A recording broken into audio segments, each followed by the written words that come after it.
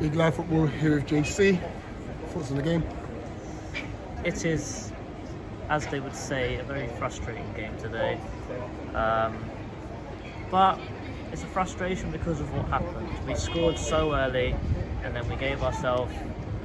we put a win in front of our face basically, and we lost it because of our own mistakes. I think that before the game even started today, we're already thinking a draw is a very good point against these guys today, because these guys are in the form of their lives right now. They're fighting for every point possible. I said it to you on the stream last night or the other day, whenever it was, that playing these teams, Watford, Brentford, Burnley, Newcastle, these kind of teams are scrapping for every point. Listen, draws are good points here today. It's frustrating because of what happened, because how they scored wasn't even a shot on goal. It was a no goal from Luka, but you can't blame him for that. As you see from the replay, he slid in, tried to block it, but block could go anywhere, and unfortunately for him it went in the goal today. But overall, I don't think we played too bad. I think that we found and created a new position. I think that we've created a thing called a false 11. Wilfried Zaha starts up front today, but he plays on the left wing for most of the game, so that's a new position today. Left false 11, boys. We did start rightly, as you said. Alicia seemed to be the outlet. Why do you feel we went against it in the second half? Honestly, I completely agree with James with what he said, that normally after every first half we are so bad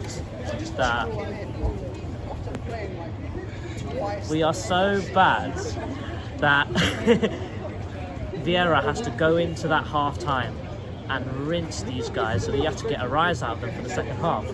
But because that wasn't the case today, I don't think Vieira had to bollock him as much as he normally does. And I think we came out being completely complacent. We completely forgot about what our strategy was today. We went in there thinking, oh yeah, we're already 1-0 up, they'll push for another one. But we completely forgot about all the defensive work that we've done in that first half as well, because Anderson and Gay were brilliant today.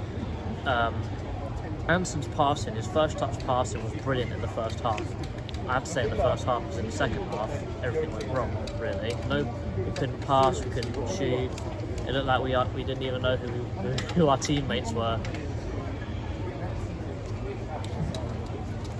I thought in the second half we lost control of the midfield. Do you think Cheku coming on earlier might have make us regain that? No.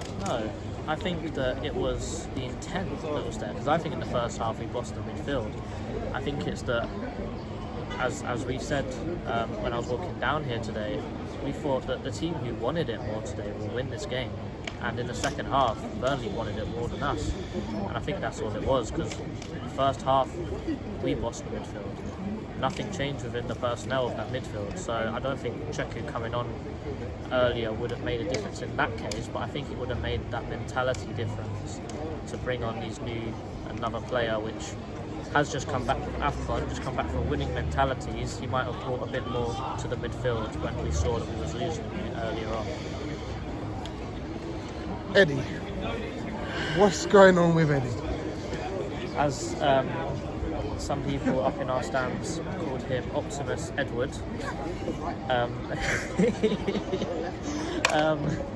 Listen, I rate what he's done, and he's come out and he said that he takes responsibilities for not being good enough, and I get it, but has he fallen out of favour with Vieira? I think we'll know on Tuesday.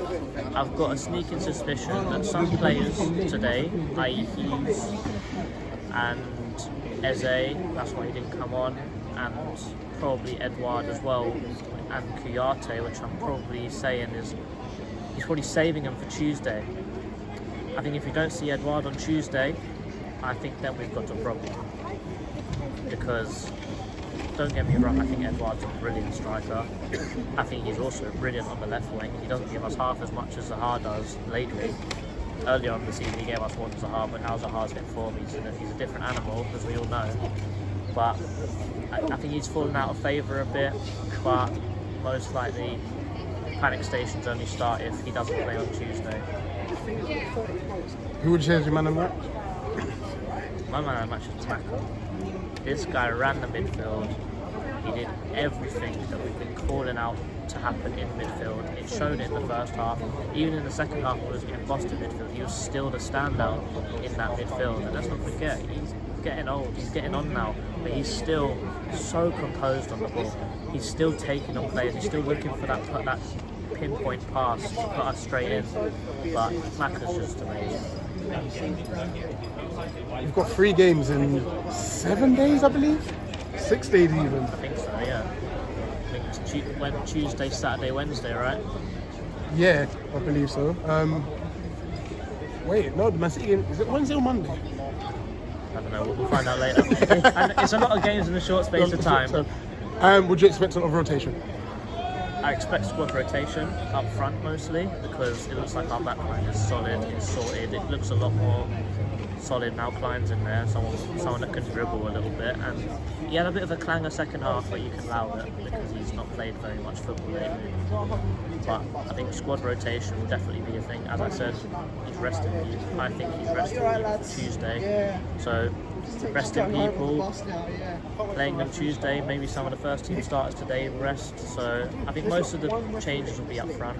I don't think Elise will start on Tuesday, but I think Eze will, for example. So I think squad rotation, now we actually have a squad that we can rotate through.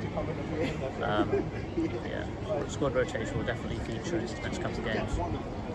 Jordan, pleasure as always. Palace. Up the Palace, boys.